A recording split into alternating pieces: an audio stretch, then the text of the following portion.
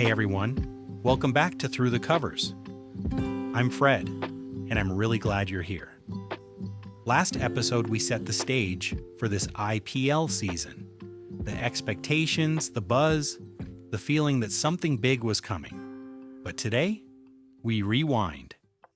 Because to understand this season, you have to go back to the madness that was last year. And honestly, what a season it was. There are seasons you remember for great matches, and then there are seasons that feel like stories. Last year, that was a story. And at the center of it, a team that had spent years being cricket's favorite what if. Royal Challengers Bengaluru. For the longest time, RCB weren't just a team, they were an emotion. A slightly painful one. Every year began with hope. Every year ended with, well, you know how it went. Even with legends like Virat Kohli carrying the weight of an entire fan base, the trophy just never came home. Until it finally did. And when it happened, it didn't feel dramatic. It felt complete. Like everything had quietly fallen into place. This wasn't the chaotic, over-dependent RCB of the past. This was a team that trusted its bowlers, backed its middle order, and most importantly, didn't panic when things got tight. For once, they weren't chasing moments, they were controlling them. You could almost feel the relief through the screen. Years of jokes, near misses, heartbreaks, all of it washed away in one night. And somewhere, every RCB fan just sat there thinking, so this is what it feels like. But while RCB were writing their fairy tale, another team was quietly building something just as impressive, just without the spotlight, Punjab Kings. Now this was interesting because Punjab didn't rely on big reputations last season. They leaned into youth, raw, fearless, sometimes unpredictable, but incredibly exciting. And leading them was Shreyas Iyer, whose captaincy style isn't loud or flashy, but incredibly composed. There's something about calm leadership in a chaotic format like T20. It stands out. Iyer wasn't trying to dominate games emotionally. He was reading them, slowing things down when needed, backing youngsters even after failures, and making decisions that felt thoughtful. And suddenly, Punjab weren't just competing. They were contenders.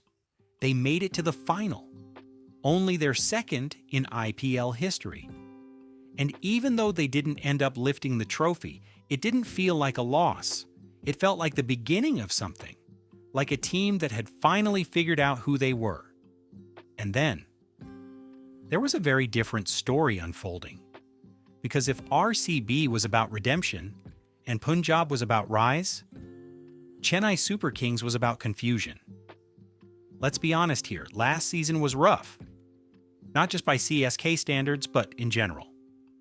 This is a team known for clarity, for structure, for always seeming like they know exactly what they're doing, even when they're not at their best. But last year, they looked lost. The most shocking part wasn't just the losses, it was where they happened. Chepauk, their fortress, suddenly didn't feel like one anymore. Matches that used to feel like guaranteed wins started slipping away. And not in close, hard-fought finishes, but in ways that made you sit back and go, wait, what just happened? Even with the presence of MS Dhoni, that sense of control just wasn't there.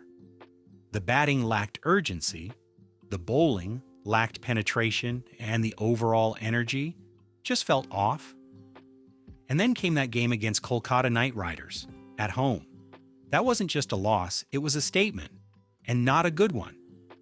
It felt like the moment where the season tipped from this isn't going well to this needs fixing now.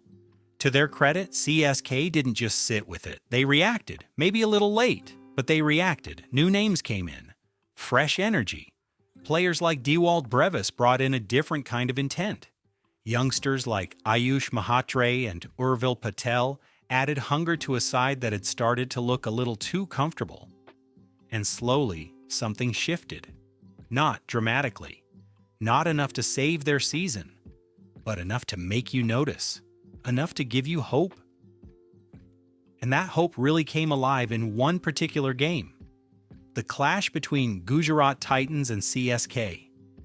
If you watch that match, you'll know exactly what I mean. Because for the first time all season, CSK didn't look like they were catching up to the game. They looked ahead of it. The batting was aggressive, the intent was clear, and there was this sense of freedom that had been missing for weeks. It wasn't just about runs. It was about how they were scored, fearlessly, almost like a preview. Like CSK were quietly telling us, this isn't the end, this is the transition. And if that match was anything to go by, this year's CSK batting lineup, it's going to be a problem, a serious one. Which brings us to now, a new season, new narratives. And already, the opening fixtures are giving us plenty to talk about. The first game, RCB versus SRH, feels like a story continuing rather than a new one beginning. On one side, you've got confidence, a champion team that now knows how to win. On the other, a side firepower, rediscovering itself after a bad last season, and maybe just a little bit dangerous because of it. And if you're asking me how that plays out, I think RCB just edges it. Not by a huge margin, but enough. Because when a team learns how to win, it doesn't forget that easily. The second game, Mumbai Indians taking on KKR, feels like a battle of identities. Kolkata, with their fearless, youth-driven approach, and Mumbai with their structured, almost methodical style. It's control versus chaosal. And in T20 cricket, chaos often has the edge. But I'd lean towards Mumbai here, riding that belief they built last season.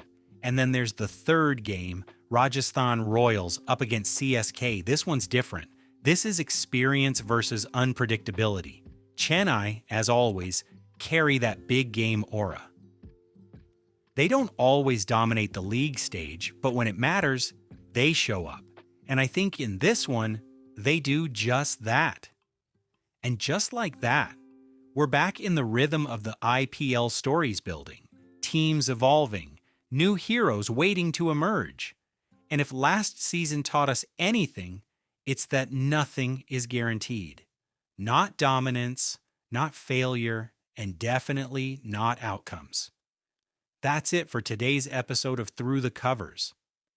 Next time, we're going deeper, much deeper.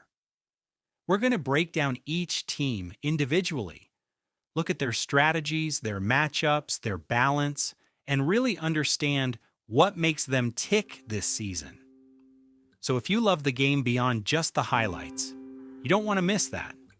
Make sure you stay tuned. New episodes dropping every alternate day. Until then, this is Fred signing off. Take care and enjoy the cricket.